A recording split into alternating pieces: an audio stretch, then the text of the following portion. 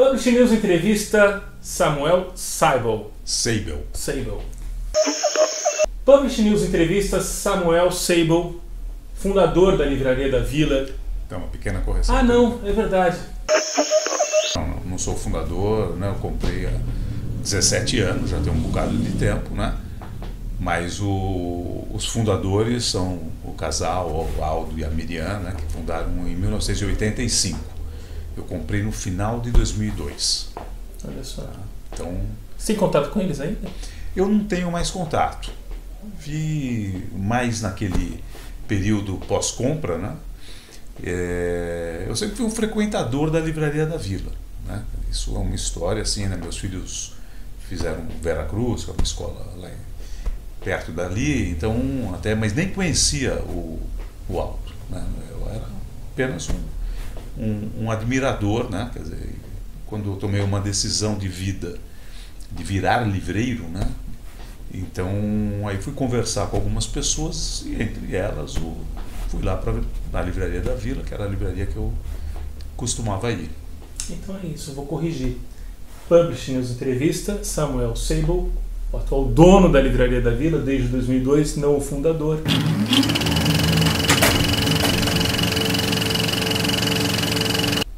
Como você lembra do dia, talvez, da primeira vez que você entrou na livraria depois dela sua? Teve algum período de reforma? Como é que foi? De reforma física? Fechou? Não. Nova administração. Não. Vamos dizer assim, ao contrário, né? Quer dizer assim, quando surgiu a oportunidade, né? Quer dizer, de comprar a Livraria da Vila, foi aí a concretização final de um sonho, né? De ser livreiro. Eu ia começar do zero, né? Quer dizer, aí surgiu numa conversa com o Aldo, então, essa possibilidade, né? Então, eu digo a concretização de um sonho porque eu jamais imaginei, não pensei que poderia ele vender e eu menos ainda comprar uma livraria daquelas, né? Assim, com toda o conceito, filosofia que eu compartilhava, né? E compartilho até hoje porque é o mesmo. E então não tive nenhuma intenção de mudar absolutamente nada, né? Quer dizer, então os clientes até ficavam bastante preocupados, né? Quer dizer, então eu durante o primeiro ano principalmente, né? Quer dizer, eu abria a loja, fechava a loja, né? Para encontrar as pessoas e justamente colocar isso, né? Quer dizer, que eu não tinha absolutamente nada a mudar do ponto de vista físico, ainda por cima, né? Estava tudo ótimo, né? Nós fizemos uma reforma um ano depois, um pouco mais de um ano, quase um ano e meio depois, porque também surgiu o meu vizinho de parede, né? Então conseguimos lá alugar aquele imóvel e aí fizemos uma integração, o que deu uma abertura maior para a loja. Aí conseguimos criar um auditório, conseguimos ampliar o café, aumentamos a seção de CDs, DVDs, né? Quer dizer, colocamos mais livros, né?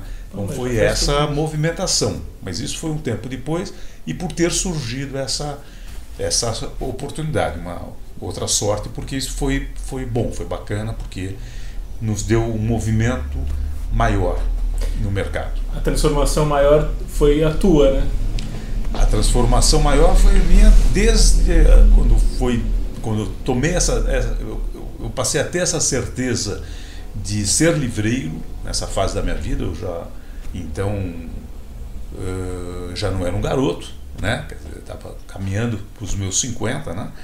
E então quando você tem uma certeza, é impressionante como as coisas acontecem, né? Se você realmente se imbui desse espírito e vai embora e nada te detém, né? Então essa mudança começou então meses antes, né? Foi tudo muito rápido, né? Entre ter tomado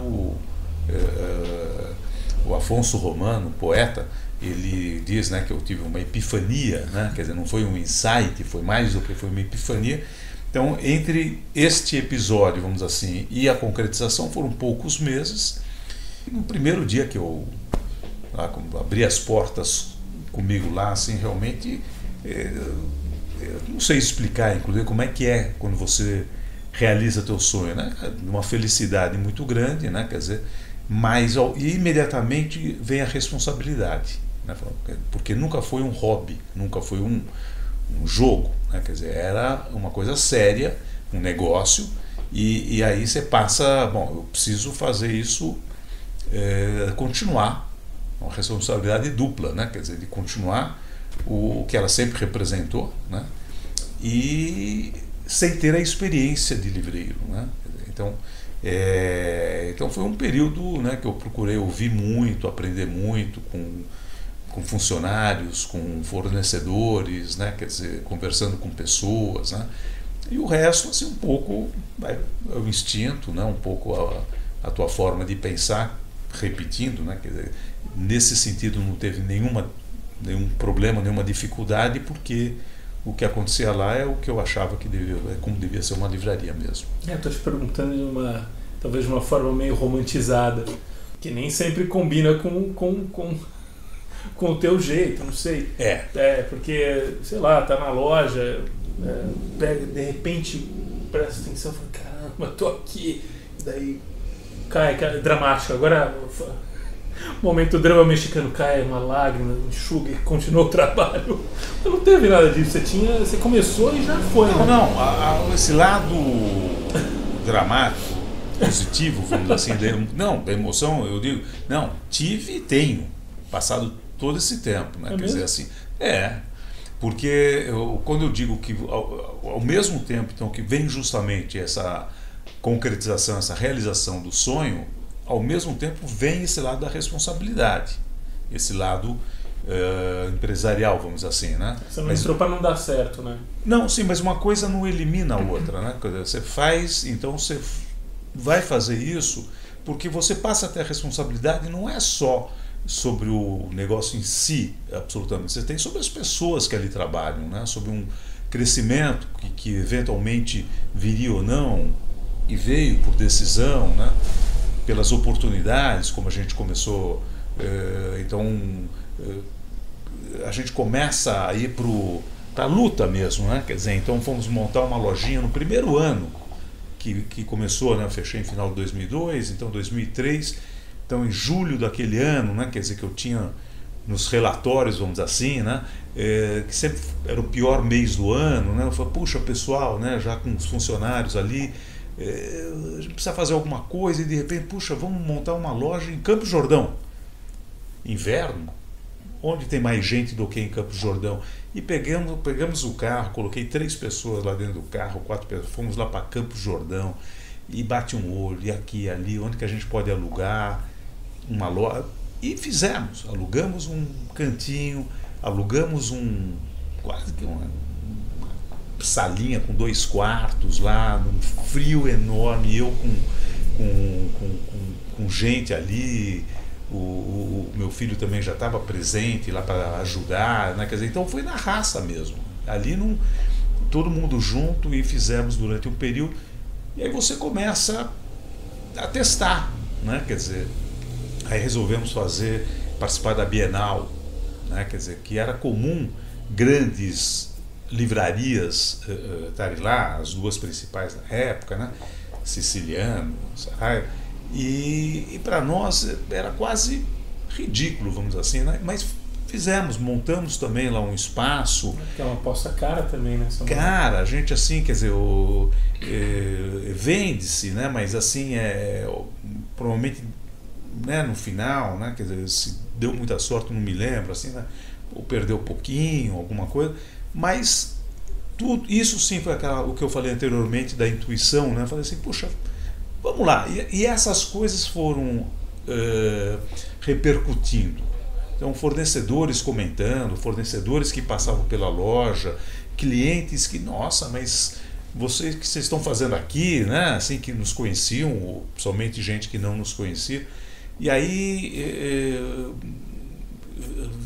né? Quer dizer, acabamos montando uma lojinha junto com o pessoal da Casa do Saber, né? Fomos convidados para fazer a Flip, provavelmente tudo em função desse movimento. Os caras estão ativos, né? Imagino que do outro lado alguém deve ter falado. E fomos por 9 anos a livraria oficial da Flip, né? Então a gente está sempre em movimento, né? Quer dizer, eu acho que sem perder a essência, né? Que eu digo,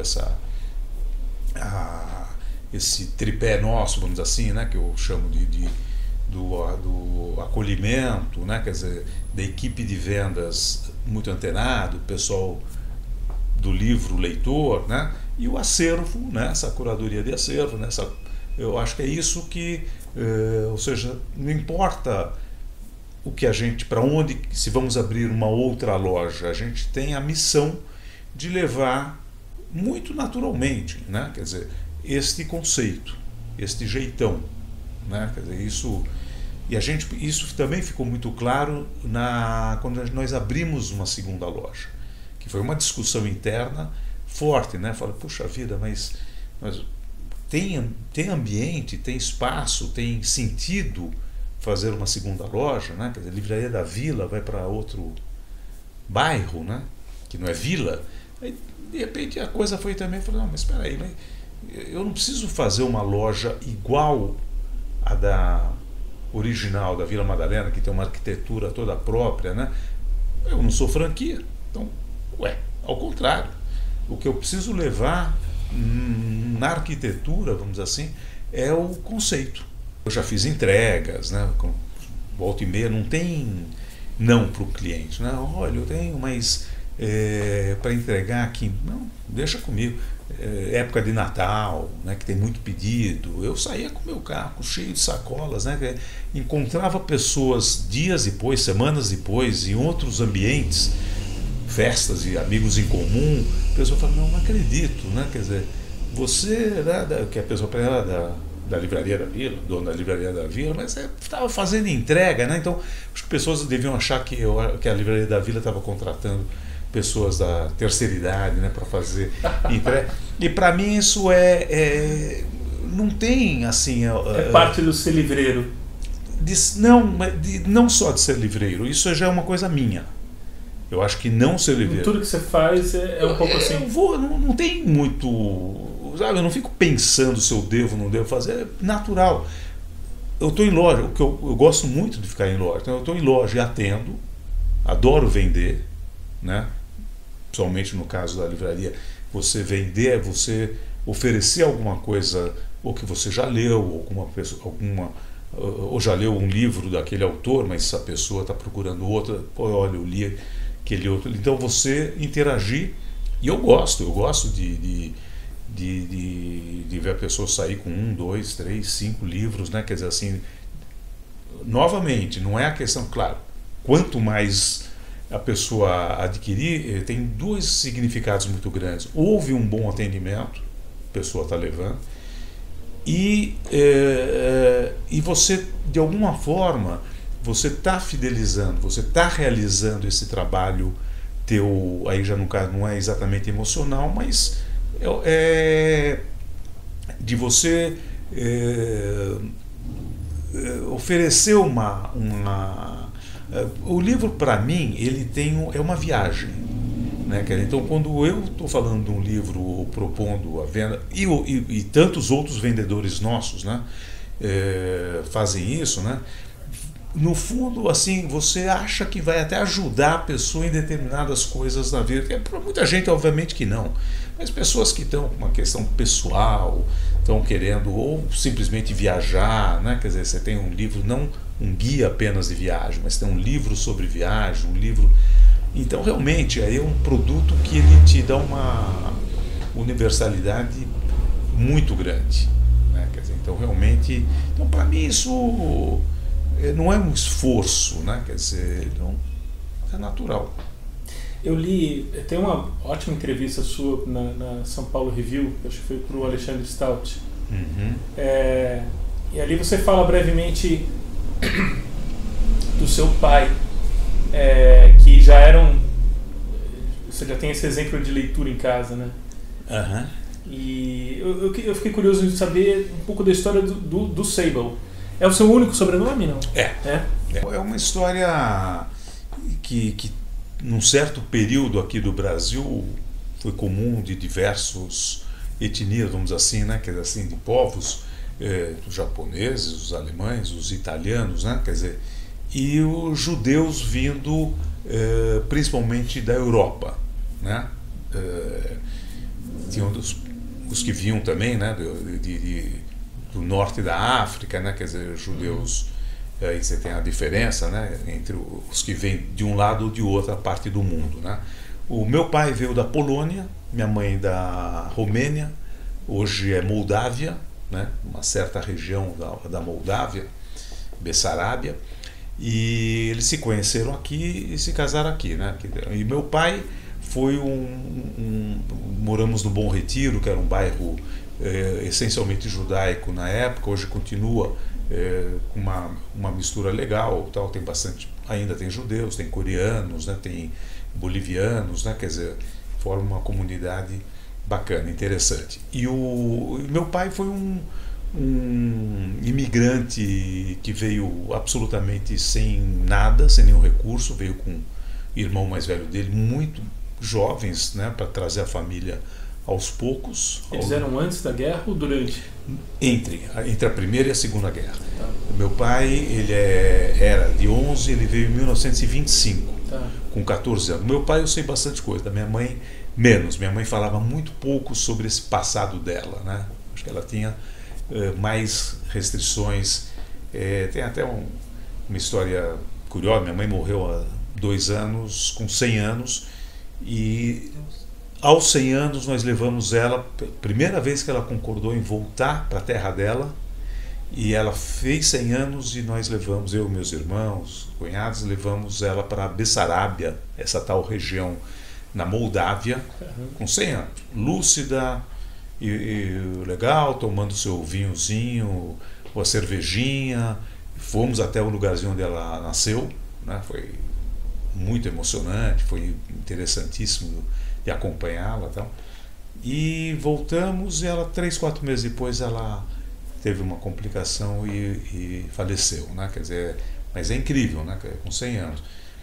E o meu pai era de esquerda, né? Quer dizer, tinha vários judeus comunistas, né? Nessa época lá no Bom Retiro. Essa época eu estou falando já nos anos 50, 60. Meu pai teve rodou pelo Brasil, trabalhando de vendedor, né?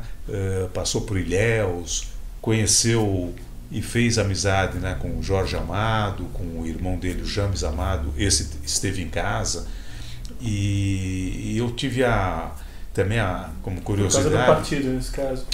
Também. Um pouco pelo partido. O Jorge Amado tinha eles tinham relações em comum, os dois eram muito jovens, né? Meu pai era de 1911 e o Jorge Amado de 1912, eram muito jovens, e tinha isso, tinha pouca gente, vamos dizer assim, era uma população muito menor, então que meio se encontravam essas pessoas ao longo da vida em outros lugares, tal. Meu pai aí morou no Rio de Janeiro, depois em São Paulo. Então uma característica do meu pai, né, era essa, de ser um grande leitor, chegando na sua pergunta, né? Quer dizer, então nós éramos, assim, vamos dizer, nunca passamos fome e tal, mas, né, morávamos, eu e meus irmãos lá num quarto, meu pai e minha mãe no outro quarto, um banheiro servindo lá a casa, normal, principalmente na época, né? Quer dizer, assim, não tínhamos carro, televisão mais tarde, mas nunca faltou, duas coisas que nunca faltaram em casa, né? Que é comida tinha e livro. Então meu pai, ele também de uma forma natural, não havia um discurso, olha meu filho, com livro você pode ir, você pode, mas não precisava falar, tinha livros em casa, então ele e sem também nenhum discurso maior, assim, ele sem dúvida foi minha primeira grande influência na literatura, na importância da literatura. Então, desde muito cedo, livros juvenis, né? Ilha do Tesouro, né? Quer dizer, e e Monteiro Lobato, e depois Jorge Amado. Então, com 13 anos, eu acho que quando eu li o Capitães de Areia, né, que foi um marco na minha vida, foi uma influência, outra influência muito grande, aquele livro em si. E foi no ginásio, nós montamos, o nosso grupo, o trabalho que nós fizemos foi montar uma peça de teatro em cima do texto do livro. Me marcou, né? Quando às vezes me perguntam, né, o teu livro de cabeceira, eu acabo citando pela marca que fez em mim, vamos dizer assim, né? Quer dizer, não analisaria se é o melhor livro, claro, já li tantos outros livros fantásticos, né? Quer dizer, dezenas de melhores livros, né? Mas esse foi, talvez, eu acho que me deu também a influência não só literária, mas eu acho que política, que também nasceu de certa forma com meu pai, né? Quer dizer, então eu não entendia muito bem, tinha lá 6, 7, 8 anos, mas tinha toda essa... Tinha uma visão de mundo dele, né? Tinha esse ambiente político ali, né? Que eu tinha... Então, os amigos de escola, né? Essa escola, inclusive, que tinha um centro cultural, um teatro, né?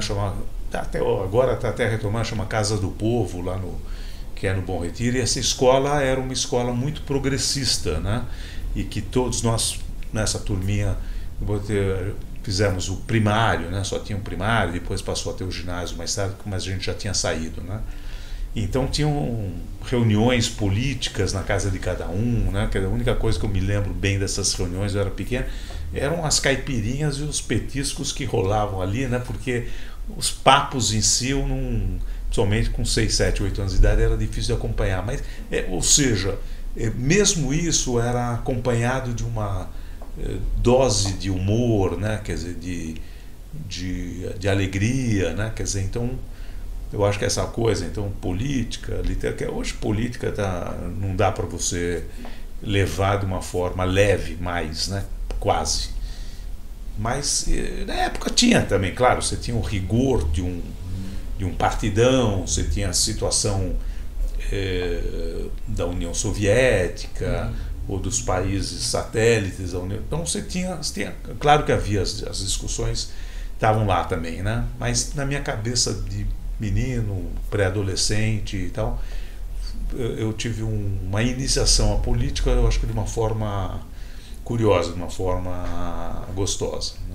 Seu pai teve algum problema com polícia militar, assim, com o golpe, não? Então, não, de ser preso, isso não, mas tinha, então, por exemplo, na escola, ela é a diretora da escola, né? Dona Elisa, né? Então a escola em 64, ela foi fechada por uns dias, eu me lembro de coisas desse tipo, né? Mas que eu ia fazer 10 anos, tá? Então havia sempre esse burburinho, tá? Mas não era um grupo, não foi um grupo político de pegar em armas, por exemplo, né? Quer dizer, então eles eram numa linha mais, na época, quando eu falei partidão, né, uma linha mais pró-soviética, vamos dizer assim, né, quer dizer, e esse grupo, pelo menos do que eu sei, né, então não é um grupo que migrou para outros grupos que optaram por pegar em armas, né, então ele não acabou não tendo essa porque mesmo quem tinha envolvimento apenas ideológico de defender já teve problemas, né? Muita gente verdade. Ainda bem que não, então, mas aí eu tive, aí era mais a minha época como secundarista, que eu participei, aí foi um outro período um pouquinho mais tarde, né? Aí na ditadura, até antes do AI-5, né? Que tinha um movimento secundarista forte, né? Você tinha universitário, mas você tinha um pessoal de ginásio, colegial, e eu participava, né? Foi a tua adolescência em cheio, né? Minha adolescência em cheio. Adolescência em cheio. E aí tínhamos, né? Quer dizer, eu acho que, na verdade, eu tive sorte de não ser pego, que é exatamente o que você está falando. Por qualquer coisa, de fato, às vezes até você ter livros, eu me lembro de que você tinha que às vezes tirar os livros, alguns livros, né, que você tinha em casa, ou deixar na casa de algum amigo, ou ao contrário, algum amigo ter que colocar alguns livros dele em nossa casa, né, porque sempre havia um medo realmente muito grande de, inclusive, de alguém falar com alguém, ou sem querer, ou por querer. Então realmente você tinha um pouco essa paranoia, que não era uma paranoia irreal, né? Quer dizer, o medo, eu quero me dizer, de andar na rua, de você estar, né, vai lá saindo do Cine Biju para ir para algum restaurante por ali, naquela região, e quando passava aquelas veraneios ali, né, a pessoa já se apavorava, realmente as coisas podiam ter tido um outro encaminhamento. Você fala de política numa boa, ou você tem que tomar cuidado por causa da condição de empresário, que você atende qualquer pessoa, todos os pensamentos, né? Você tem que tomar cuidado no que você diz, ou não? Você se coloca? Eu me coloco. Nós temos uma revista, né? A Revista da Vila, né? Que publicamos há 14 anos, sem interrupção, mensal, né? E eu escrevo editorial. E é difícil escapar muitas vezes da política, né? Ao escrever. Eu tento até falar de outras coisas, de uma viagem com netos, alguma coisa mais assim, mas realmente a gente tem nos últimos muitos anos, né, essa coisa da política impregnou de fato, né? Então eu coloco meus pontos, né? Quer dizer, às vezes até vou lá para minha mulher ler, ela fala, sei lá, tal, essa coisa toda, né? Então hoje é relativamente simples, né? Que não é tão difícil você criticar o que está aí, né? Mas existe, você tem hoje você se posicionar hoje não é mais você se posicionar e dar sua opinião e ter a liberdade de dizer o que você pensa. Você vai estar indo contra um determinado grupo, inevitavelmente, né? Mas eu já escrevi, já coloquei coisas, pessoas às vezes me encontram e às vezes querem trocar ideias. Eu nunca tive nenhum grande problema que envolva esse lado profissional, assim, de pessoas, que eu saiba, óbvio, né? Então, às vezes tem pessoas que até escrevem. Esses que escrevem é simples de identificar e resolver. Tem pessoas que, sei lá quantas, que talvez pensem de alguma maneira e preferem não falar nada, né? Quer dizer, agora, assim, perder amizade ou perder cliente ou tal, eu não sei se isso chegou a acontecer, né? Quer dizer, eu não entro, não faço também uma militância política no meu dia a dia, né? Quer dizer, então eu não acho que isso, mas isso talvez já seja uma coisa meio pessoal também, né? Quer dizer, eu não acho que é a arena correta talvez para isso, né? Quer dizer, se me chamarem, me perguntarem opinião, eu vou falar o que eu penso, né? Mas também não acho também que precise sair fazendo algum discurso, seja lá qual for, do nada. Mas se pegar meus editoriais nos últimos tempos, né, quer dizer, tempos, anos, assim, quer dizer, sempre vai ter alguma coisa. É verdade que às vezes eu lamento mais justamente a intolerância e a polarização e as consequências disso, né? Quer dizer, eu fico realmente muito impressionado, incomodado. Eu tenho uma dificuldade hoje muito grande de ouvir notícias, seja pelo rádio, seja pela televisão. Leio jornais todos os dias, né? Isso eu leio, eu gosto, mas eu sinto que você é o agente daquele momento. Você decide, eu quero ler isso, vou ler a matéria inteira, não vou ler essa aqui, vou pular, leio depois, passo pelo E lê no papel? No papel. Isso eu tenho um prazer de ler. Então, ou seja, eu sou bem informado, sei tudo o que acontece, mas eu passivamente ficar no rádio, no carro, né, quer dizer, só recebendo aquela carga pesada, porque é pesada. E na televisão pior ainda. Essa é uma pequena discussão também que a gente tem em casa, assim, né? Quer dizer, é para ver noticiário, numa boa, tranquilo, vou pegar meu livro, vou ler em outro canto, não tem, mas realmente eu não tenho mais paciência para receber tanta carga negativa. Não é paciência, não me acrescenta, né? Claro, talvez por me informar no dia seguinte, é até ridículo, né? Fala, pô, mas não é a mesma coisa? Gozado, não é. Eu ali parado no sofá, só recebendo aquela carga, né? Parece que vai me causando algum mal.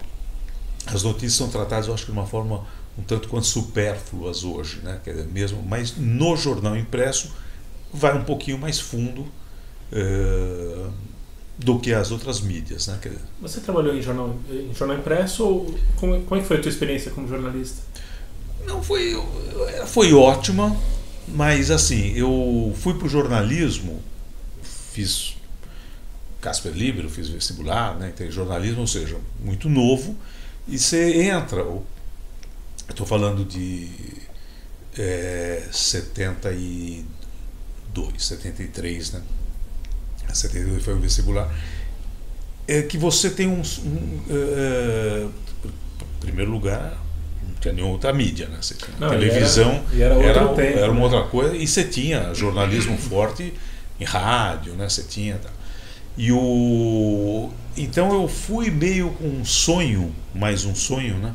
Ou a expectativa, sei lá, meio que você vai meio para salvar o mundo, né? Você, através da pena. Não tem a menor graça se a gente não tem essa ilusão. Pois é, mas o chato é quando você descobre que é ilusão, né? Que não vai salvar, que quando você quer fazer uma coisa, na verdade, te mandam cobrir o casamento sei lá de quem, né? Quer dizer, essa coisa toda, né? Então, mas isso, pronto, aprendi que não é bem assim, não vou salvar o mundo e tudo mais. Então tive experiência, passei pela grande imprensa, passei pela Folha, pelo Estadão, passei por agência de notícia, UPI, pouco tempo em rádio, né? Quer dizer, eu ainda tive o prazer, né? Quer dizer, mas aí foi uma convivência de apenas algumas horas, porque depois não encontrei mais.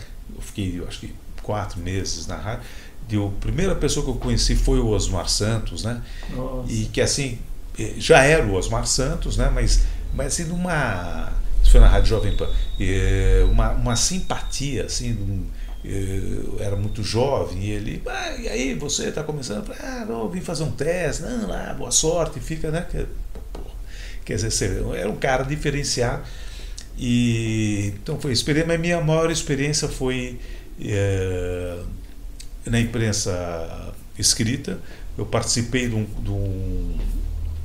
daquele que contratava na Abril, na época, né, que contratava uma pessoa por ano lá para participar lá como estágio em várias revistas. Eu entrei e participei, então, passei por 4 Rodas, Placar, tal. Depois na Veja, no momento que o Mino Carta estava saindo da Veja, estava lá uma reunião, eu vi lá o que aconteceu, não, o Mino Carta está saindo, tal, né, porra. E depois fui contratado na Veja na época, né, que era uma revista muito, muito interessante, era uma revista bacana, com pessoas ótimas, né, foi uma tremenda escola. E fui revisor de jornal. Meu primeiro emprego foi como revisor. Então foi um período aí nesse interim, nesse período de 10 anos, ainda morei fora uma época, não como correspondente, mas eu fui para ficar pouco tempo, acabei ficando 2 anos e meio, né? Foi uma experiência de vida muito, muito interessante. Europa? Fiquei 1 ano em Londres, 1 ano e meio em Paris. E aí em Paris eu fiz uma espécie de pós, vamos dizer assim, um diploma de etudes approfondies lá que eles falam, e fiz sobre o Brasil, né, justamente, né, o Brasil de 68 a 78 do ponto de vista de 3 órgãos de imprensa, né, quer dizer assim, peguei o Estadão, o Le Monde e o Le Figaro, três vertentes, vamos assim, mais políticas e tal. E então foi uma experiência muito bacana. E quando voltei para a Folha, fiquei mais um tempo, tal, e aí que eu fui fazer outra experiência de vida. E aí bem depois que eu fui para a livraria, né? A sua relação com o tempo. Vou fazer uma pergunta absolutamente maluca, mas se não tiver nada a ver, você desvia. A sua relação com o tempo é diferente por causa da sua relação com o esporte? Porque você pratica um esporte que exige uma força mental, sobretudo, gigantesca. Me conta um pouco disso e como é que fica essa questão do tempo? Olha, você tem o esporte, assim, eu tenho também, como eu falei, dos pilares da livraria, né, aqueles três, né, o atendimento, o acolhimento, né, quer dizer, a equipe e os livros, o acervo, né, quer dizer, eu tenho também algumas sustentações minhas que me fortalecem e vão embora, né, quer dizer, permite que é família, né? Quer dizer, eu sou super ligado, curto, adoro e tudo mais, né? O esporte, né? Sem dúvida nenhuma, coisa da leitura que sempre sempre fez parte da minha vida também tranquilamente, e aí que eu junto com viagem, assim, né? Não sou obcecado em viajar, mas adoro. Não é que eu fico mal se eu, nossa, esse ano não, mas tem tantos lugares bacanas para ir, né? Estou indo agora para Lençóis, por exemplo, que eu não conheço, né? Então, maravilhoso. Sempre volto bem, ou seja, vai para o sítio, né? Quer dizer, então, eu acho que é uma renovação de energia e talvez tenha a ver já com a questão do tempo, como você falou, mas nunca tinha pensado sobre isso, né?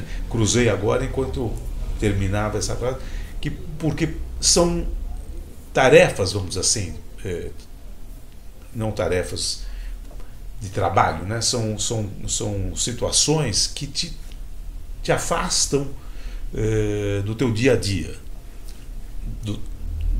também falando do teu dia a dia, de você acordar e vai trabalhar e aquela coisa toda, que o trabalho em si também é outra força para mim, muito, eu acho, me dá prazer, eu acho muito importante, né? Quer dizer, eu realmente me realiza, né? Quer dizer, eu acho que me complementa. No caso do esporte, eu sempre fui ligado ao esporte, sempre gostei, né?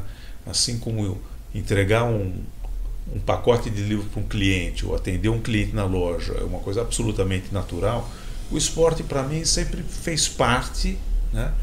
E talvez essa seja um pouco a sorte, né? Porque você fazer alguma coisa por obrigação é difícil você segurar a onda e ficar muito tempo naquilo.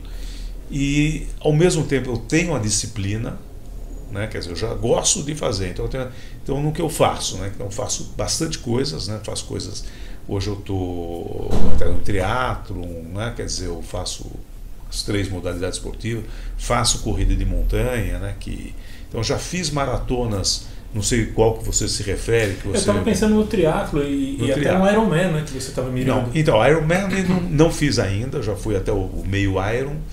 Quando eu ia fazer, eu estava me preparando para fazer o Iron, eu tive uma questão familiar de doença da minha mulher, eu tive que mudar os planos e os treinamentos e principalmente o foco da minha vida, e depois não retomei ainda, né? Quer dizer, mas não retomei o treinamento para o Iron, né? Mas a gente não vai especificar tanto aqui, mas é fácil de ver na internet o que é a diferença de um triatlo que já é super desgastante, exigente, para o Ironman, que é uma coisa realmente para homens de aço e mulheres. Então eu tenho esse desejo, vou fazer em algum momento, né? A minha dedicação quando eu treino, né? Quer dizer, eu faço a musculação, ou vou pedalar, nadar, ou correr, ou quando eu estou fora de São Paulo, principalmente, que aí sim, corrida de montanha, obviamente, só dá para fazer fora de São Paulo. Então, meu treino, então eu participo de prova, então participei de uma prova curtas, aqui em São Paulo, São Francisco Xavier, por exemplo, sim, 40 quilômetros, 2 dias, mas assim, prova de 100 quilômetros na Patagônia, né, que eu fui, que são 100 quilômetros, que são 3 dias que você acampa, 2 noites, eles preparam toda a estrutura, dormem em barraca e tudo mais. Então tudo isso para mim me agrada. Me agrada você estar na trilha, você estar na natureza, né? Quer dizer, a corrida de montanha ainda por cima tem isso. Diferente do asfalto, né? Quer dizer, você está legal, numa prova, as pessoas fecham as ruas, mas está lá o carro buzinando te xingando que você está atrapalhando a vida dele e tal, né? E tá, né? Eu reconheço que estamos, né? Mas, enfim. E no triatlo também, se você está na cidade e tudo mais, né? Isso sim eu faço de vez em quando alguns em Santos, né? Mas eu não sei se isso me deu uma percepção diferente do tempo, né? Quer dizer, eu acho que eu também não tenho uma consciência de eu vou utilizar o meu tempo muito bem, ou eu sentir que estou desperdiçando meu tempo. Eu não tenho também uma necessidade de tanta coisa, né? Então, claro, eu tive épocas da minha vida que trabalhava desde cedo até tarde, essa coisa toda. Então a noção do tempo, não é a noção, a tua dedicação, o tempo que você como você distribui o teu tempo é diferente de quando você está em outras fases de vida. Então hoje, por exemplo, a livraria ela é tocada no operacional pelo meu filho, pelo Flávio, né, que está lá há 16 dos 17 anos, vamos dizer assim, né, quer dizer, um jovem que tem feito, o que me permite ter uma outra administração do meu tempo, né? Então você pode ter uma relação com o tempo diferente pode não, você provavelmente terá uma relação diferente do tempo em etapas diferentes da tua vida, né? Se você também der importância a isso, né? Quer dizer, o que fazer também com o teu tempo livre, né? Quer dizer, então pode ser angustiante para alguns, para outros pode ser prazeroso ou necessário, né? Quer dizer, então aí sim, né? Quer dizer, esses hábitos de leitura ou do esporte e tudo mais, mas eu faço esporte cedinho, né? Não é que eu vou fazendo às 11 horas da manhã, né?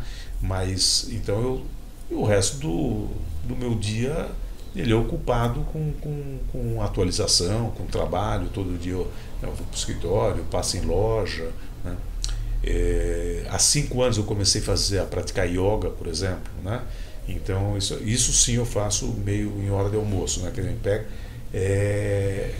que é muito bom, né? Quer dizer, é uma sorte, né? Ter achado a yoga que me complementa, né? Quer dizer, tanto fisicamente quanto espiritualmente, né? Quer dizer, ela ajuda você a se acalmar e ao mesmo tempo é um reforço fantástico para o resto do esporte que eu faço, né? Quer dizer, eu acabei acrescentando a yoga. Eu achei que eu ia diminuir meu ritmo de outras coisas, mas foi um acréscimo, né? A yoga potencializou as coisas. E potencializou tudo, né? Quer dizer, e é interessante que minha mulher é professora de yoga, né? Ela é da música, mas é professora de yoga também.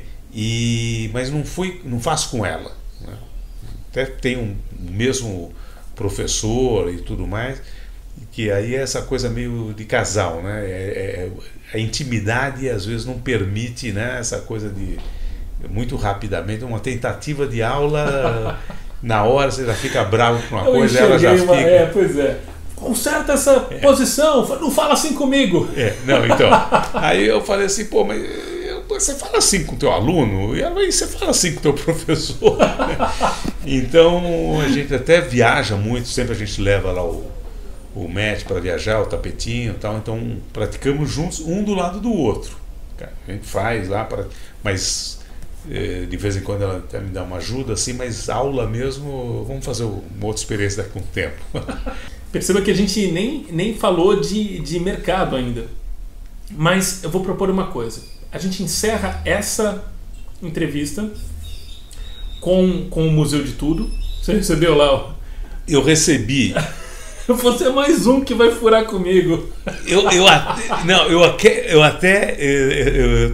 tenho separado e esqueci. Eu esqueci Tudo bem, em casa, eu não sei se tá o que nem Museu o Pedro do Tudo... Almeida. O Pedro Almeida também ficou devendo. Não, mas então, eu prometo, né, que, assim, que eu vou encaminhar, né? Até quando eu saí de casa também cheguei lá e falei, meu Deus, esqueci de E o que pegar. Que é? Não, não pode, vou Tá deixar bom. lá. Não, porque eu vi que são coisinhas assim, são coisas. Um negocinho lá que eu tenho até. Depois falei, poxa, mas vou me desfazer. Falei, não, vou. E esqueci. Então até peço desculpas aí pro curador do Museu do Tudo. E eu prometo que vou depois mandar para vocês. Não, isso é maravilhoso. Obrigado por tudo. A gente vai fazer uma gravação extra.